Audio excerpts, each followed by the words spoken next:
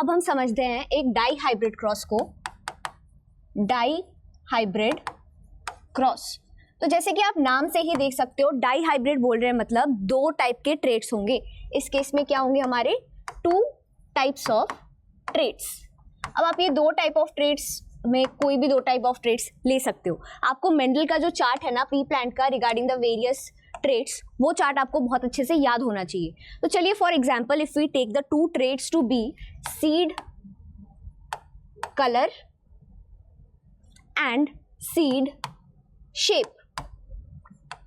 ठीक है बच्चों, तो हमने ये दो ट्रेट्स लिए हैं हमारा डाई हाइब्रिड क्रॉस ड्रॉ करने के लिए। First trait is seed colour and the second trait is seed shape.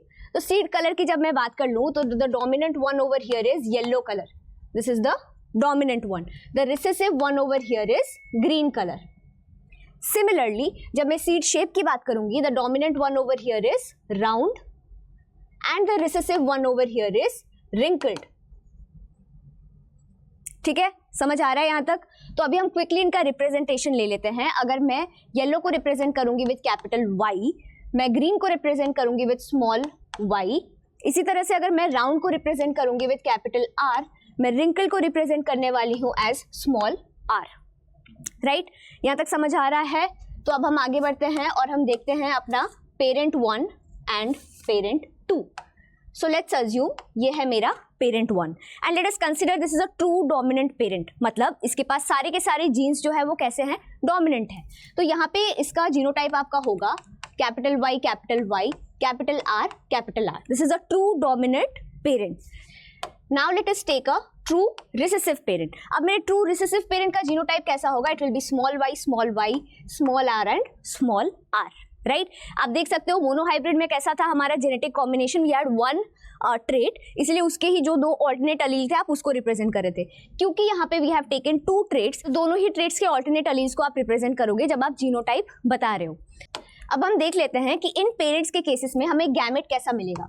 So for example इस पेरेंट के केस में मेरा गैमेट कुछ ऐसा बनेगा और इस पेरेंट के केस में मेरा गैमेट कुछ ऐसा बनेगा। तो अब अगर हम F1 जनरेशन की बात करें जिसमें कि हम इन दोनों को क्रॉसओवर करेंगे, मेरा जीनोटाइप कैसा बनेगा, मेरा जीनोटाइप कुछ ऐसा बनेगा। ठीक है, अगेन आप देख सकते हो F1 में मुझे कैसा कंडीशन मिल गया, मुझे एक हेटेरोजाइगस कंडीशन मिल गया।